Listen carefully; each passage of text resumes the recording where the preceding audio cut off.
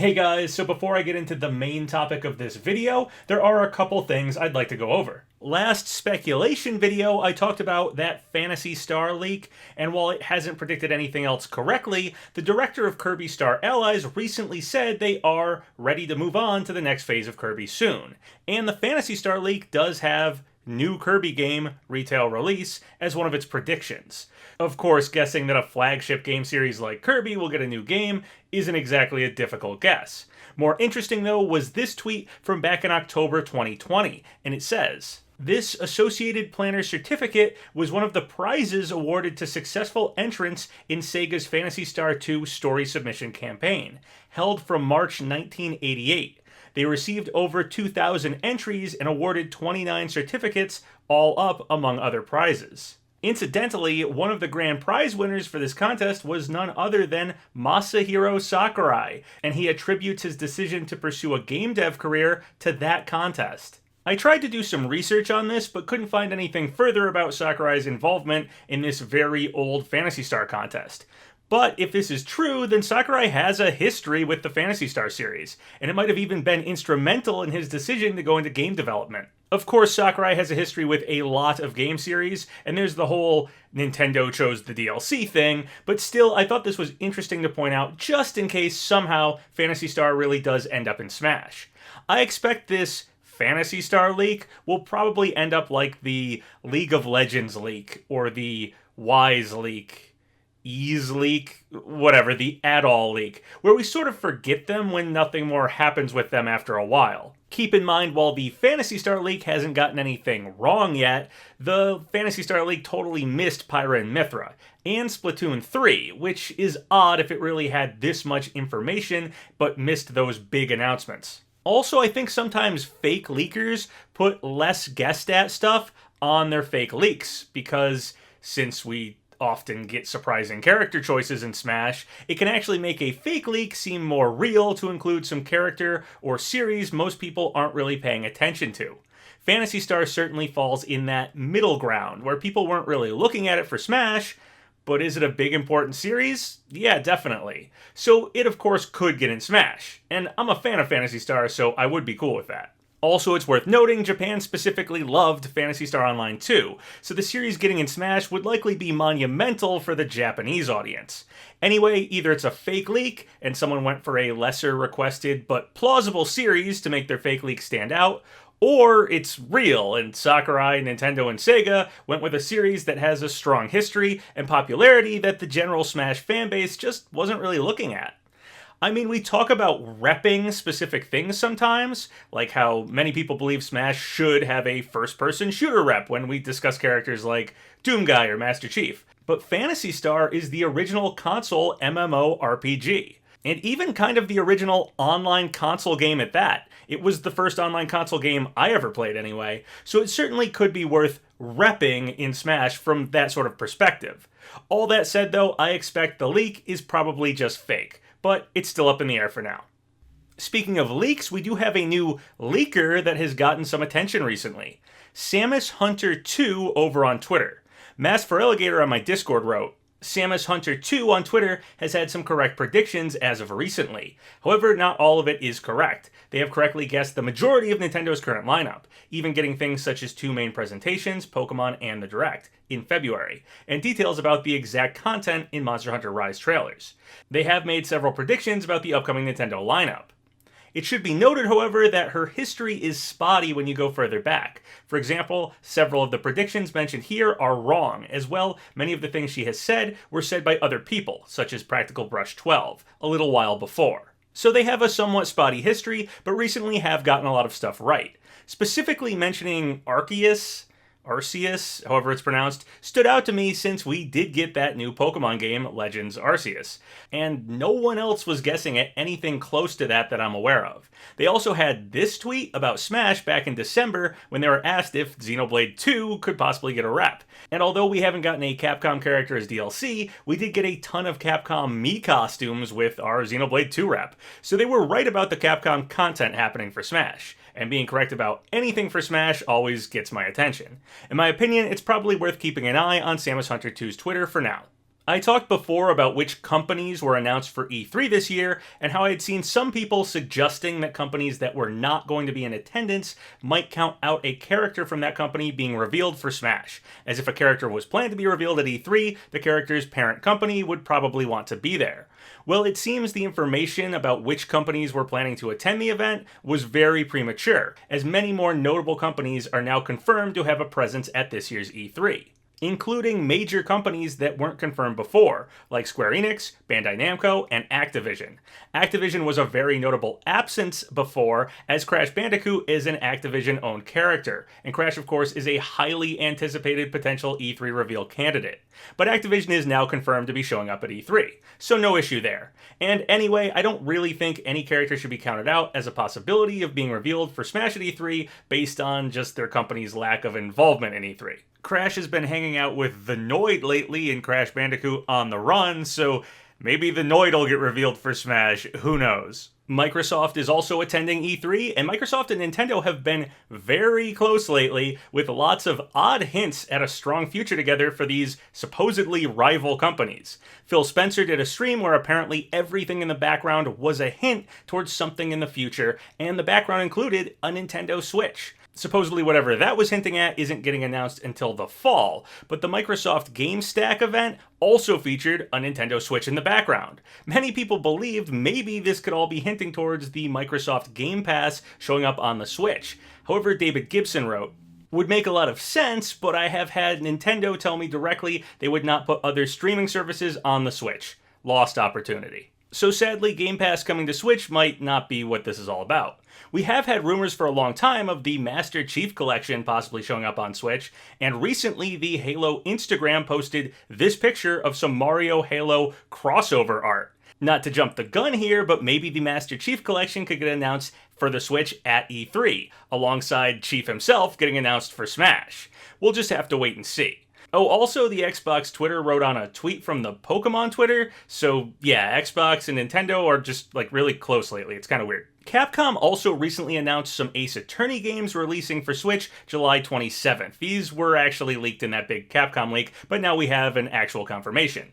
Maybe a Phoenix Wright Smash reveal at E3 in June, with the character releasing like a month later to coincide with these games, could be perfect timing. Just speculation, of course, but honestly, just about anyone could get revealed at E3. Now, I do assume the next character reveal, Challenger Pack 10, will probably be at E3, and it's certainly fun to speculate about who we might get there. But let's move on to talking about the main topic of this video, the possibility of a bonus fighter, a potential Challenger Pack 12, if you will. Before I talk about this, I just want to say, yes, this is highly speculative stuff, and it's kind of crazy to even speculate about it when Challenger Pack 10 and Challenger Pack 11 haven't been revealed yet.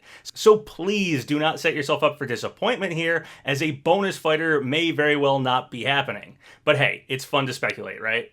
So my video on the whole potential bonus fighter URL website leak thing has gotten a lot of attention. Aaron Itmar did a video about it and did a shout out to me, so thanks for that one.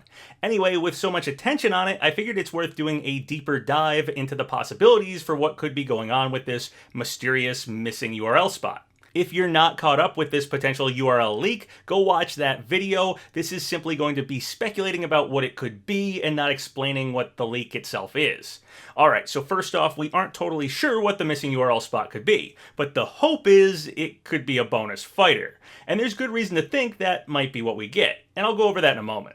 First though, I have heard people suggesting the missing URL could be for a page where you could just purchase both the first and second fighter passes bundled together. While a bundle could happen, and getting its own webpage is totally possible too, I don't think this missing URL would be used for that. We have URLs for both the first and second Fighters Pass, and they do not fit the pattern of numbers we have for the individual fighters and bonus Mii costumes. The missing URL we have does fit that pattern that only has individual fighters and bonus Mii costumes fitting it so far. I expect if a bundle for the first and second pass was happening, its URL code would be like the first and second pass's individual webpage URL codes, which are totally different than the missing URL string. The other thing I've heard suggested is that the missing spot might have just happened because of the character Pyra and Mithra, a 2-in-1 fighter. The theory is whoever was designing the website simply had a list of fighters and added an extra spot because they weren't sure if Pyra and Mithra were one fighter or two. This seems unlikely to me for two reasons. One, I think it would be more likely whoever was designing the website would be given the number of fighters being sold rather than a list of character names so that they could create the right amount of web pages for the individual purchasable fighters. And two, if they did have a list of character names, then there's also Steve and Alex to consider, another character with two names, which could have caused an additional extra URL to be made if the webpage designer simply got confused by a long list of character names. If that was the case, because of Pyra and Mithra, and Steve and Alex, we'd have two missing blank URL spots, not just the one. You could make an argument that Pyra and Mithra are numbered fighters, 79 and 80, while Steve and Alex are not separately numbered, but that's only on the official Smash website, and frankly, I just don't think this is a very likely explanation for what's happening with the missing URL. I actually think writing off the missing URL as simply like a typo or something is a more likely scenario than a web designer having a full list of all the characters we're going to get and mistaking the names and number of spots and having Pyra and Mithra being sold separately. I just don't think that's likely what's going on here. Okay, so with those out of the way, this missing URL still doesn't have to be for a fighter necessarily. So far, we've gotten bonus Mii fighters with the first and second pass that also fit this pattern of URL strings. So getting another bonus Mii fighter costume for buying both passes or something could totally be what ends up filling this missing URL spot. Or like I talked about in that first video, it could be a web page for purchasing some additional stage or stages at the end. We will end Smash Ultimate off with 3 missing spots for stages, and there are a few older stages that never returned. Maybe that's what the missing URL could be for. We also got Small Battlefield added in a random update, so stage DLC outside of the Fighters Passes isn't unprecedented. The missing URL could even be for an additional mode, something like Boss Rush mode or something. But of course, going by what we've seen so far with these particular URL strings, we only have individual Fighter Pass characters, bonus DLC characters, aka Piranha Plant, and bonus Mii costumes. So I feel like the most likely scenario for this missing URL will in fact be that it gets filled up with either a fighter or a Mii costume, like we've already seen in this pattern. And that's honestly sort of what's really difficult to accept about this one. A bonus fighter is insanely hype, whereas another bonus Mii costume is, well, not. I honestly believe a bonus fighter is the most likely option here. We have a precedence already set with Piranha Plant, not only for the existence of individual DLC characters outside of fighter passes, but also that Piranha Plant, the one individual DLC fighter we have, actually fits into the pattern of URL codes with the individual fighter pass characters in the first fighter pass. Could we also be getting set up for one at the end? Sakurai has said he only has 2 more opportunities left for his presentation videos, but it wouldn't be the first time Smash Ultimate surprised us. In fact, big surprises have sort of become the norm at this point for Super Smash Bros. And this puts us speculators in a very difficult spot. Do we get excited for the possibility of a bonus fighter, or do we lower our expectations because it isn't guaranteed?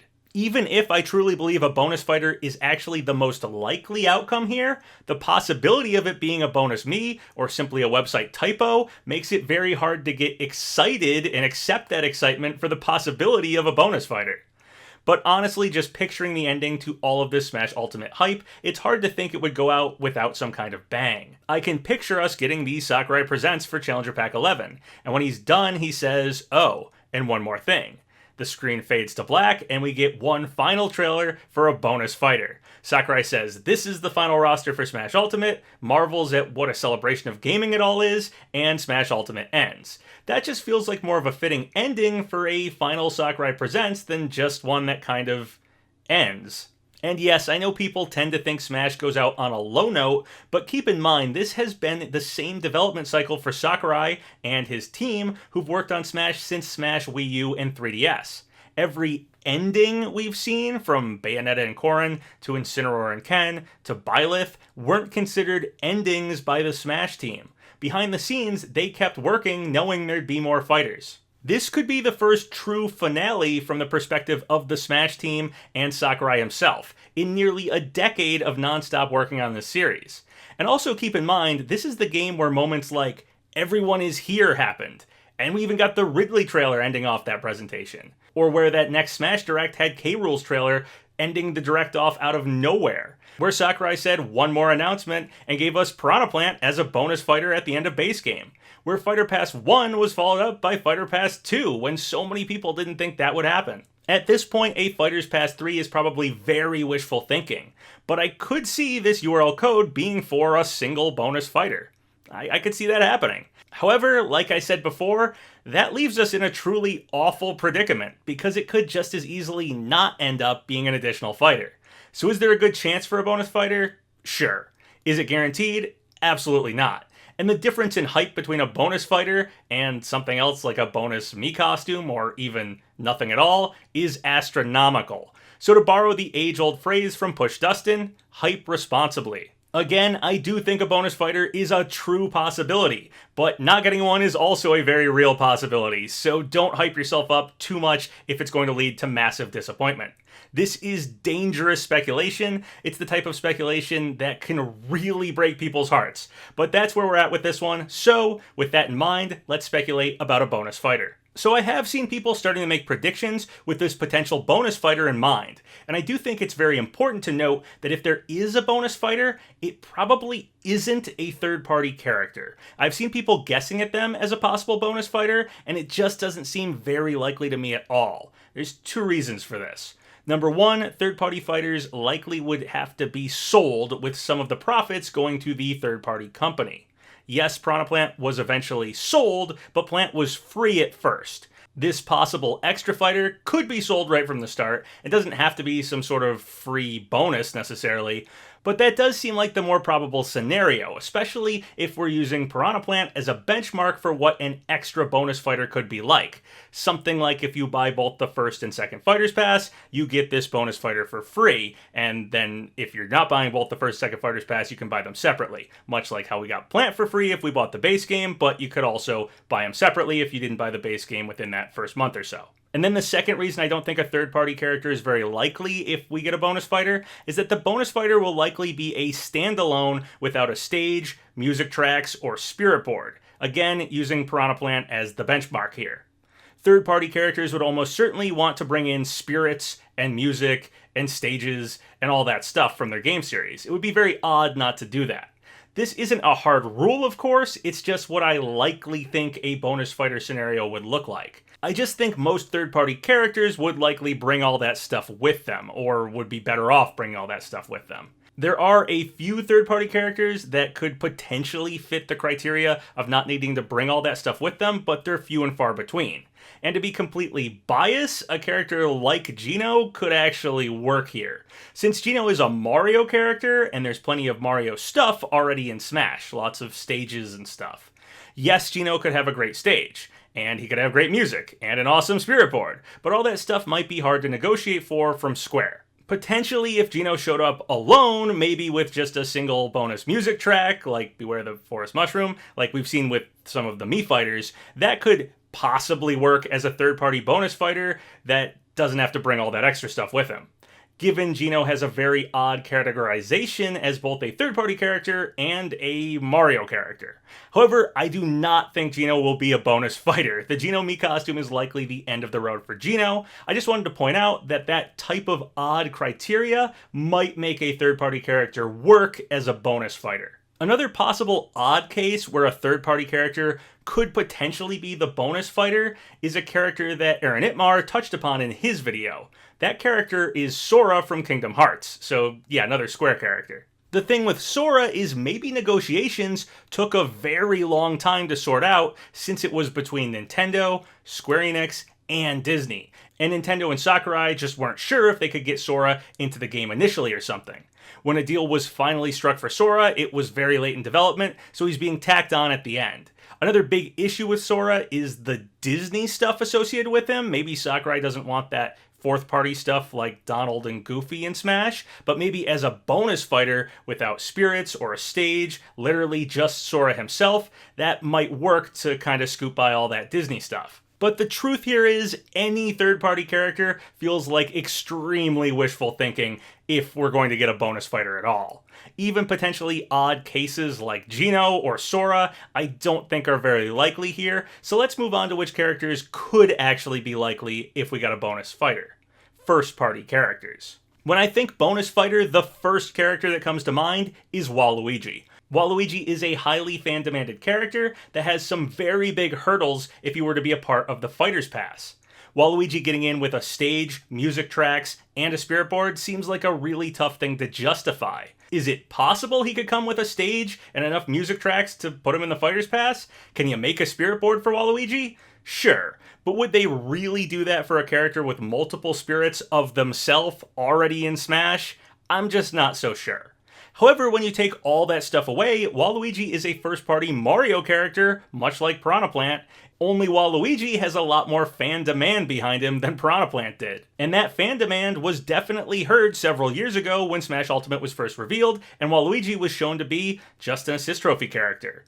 Nothing says assist trophies can't be upgraded, and these fan rules seem to get broken all the time. Waluigi would be a great standalone DLC character and a good character to end Ultimate off on for the fans. Of course, there are plenty of other first-party characters that could be good choices for the fans at the end of Smash Ultimate.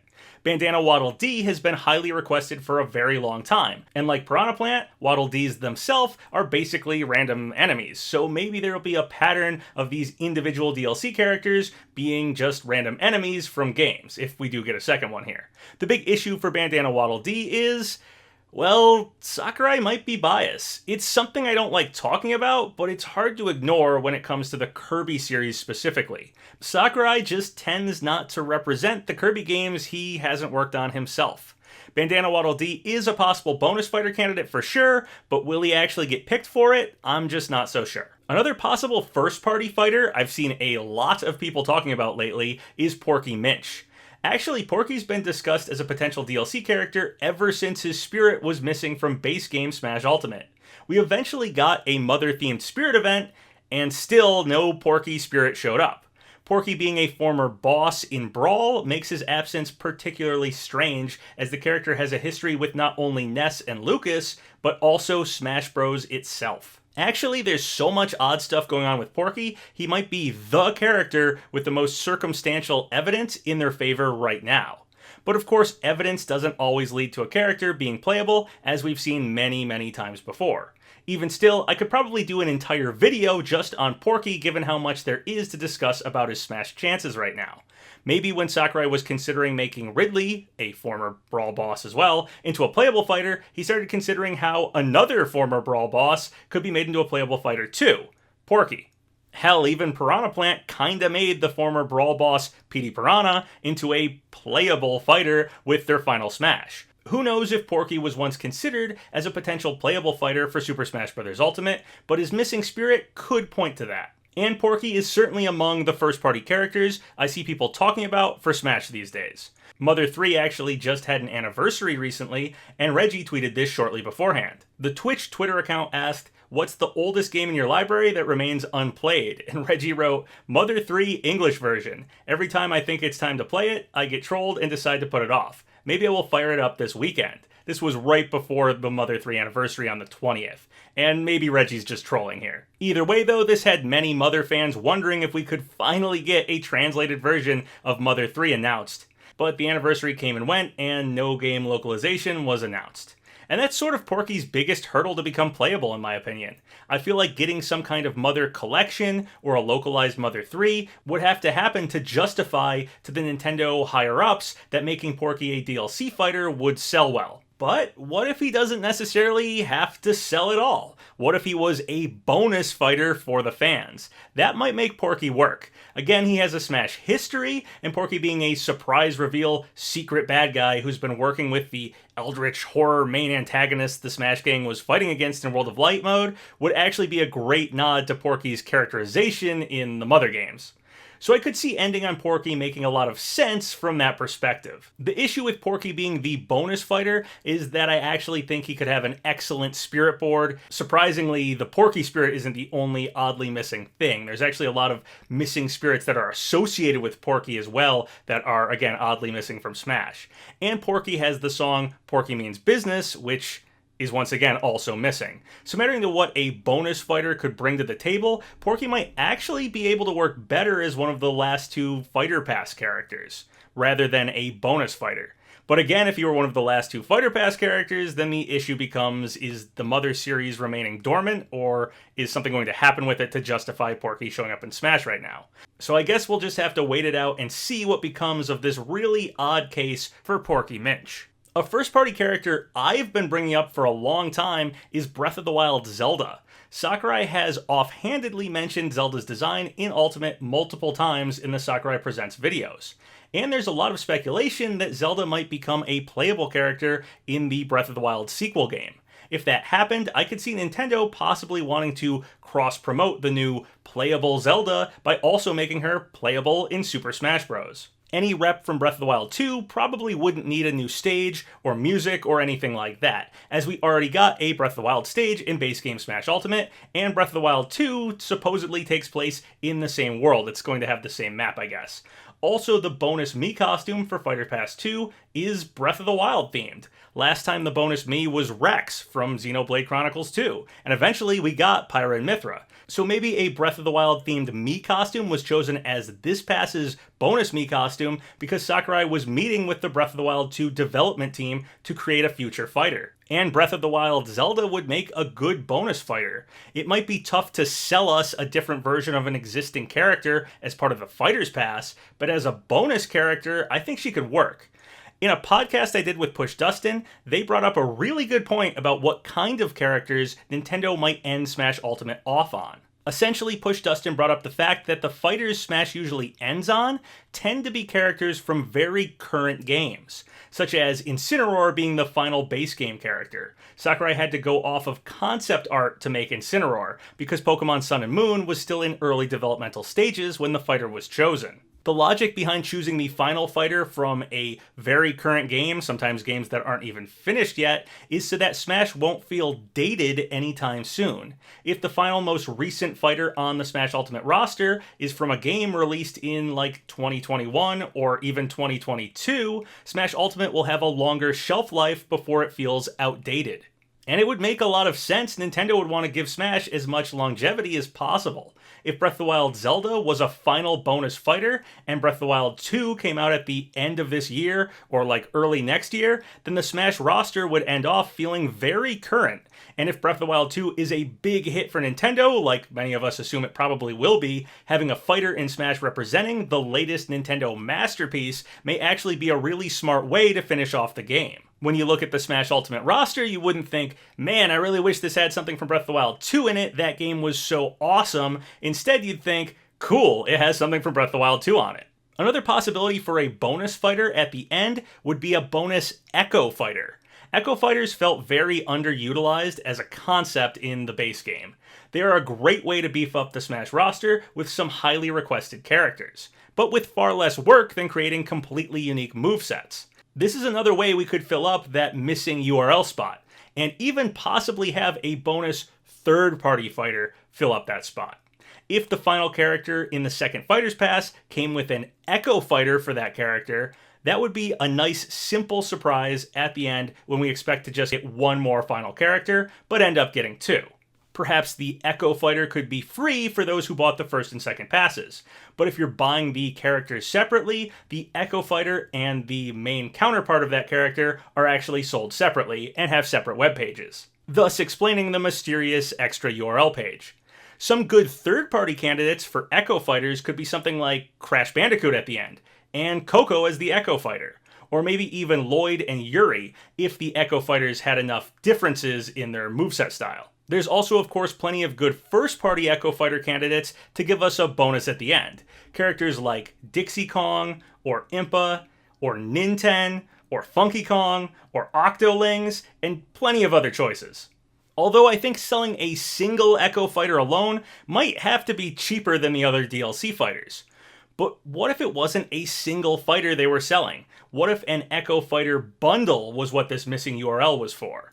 Actually, the character select screen, after the last two Fighter Pass characters, would need exactly 4 more specifically Echo fighters to completely square off both versions of the character select screens.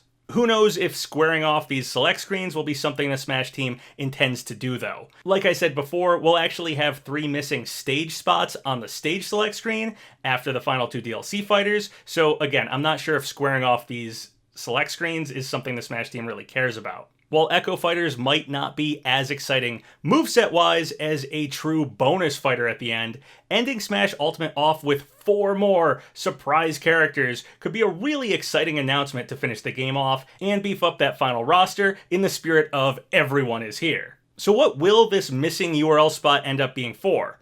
Who knows? Could it be a bonus fighter? Possibly. But as always, we'll just have to wait and see what, if anything, we end up getting here. Smash Bros. Always seems to have a surprise for us, so let's hope we get a few more shocking moments before Smash Ultimate comes to an end. A few other interesting things before I end this video. We got a few new Spirit events, nothing major unless you were counting on a character with explosives as their main theme Spirit event.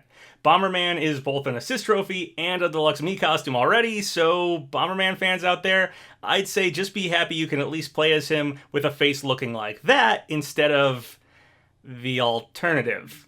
We also got Lego Luigi announced. Though I like some of the enemy character Legos they've made, I'm not too big a fan of what they've done with Mario and Luigi here. But hey, still cool Mario has official Legos these days. Also, Fujifilm is making a mini Link printer for use with the Switch. With Pokemon Snap releasing in just a few days, having the ability to print out photos might be really cool.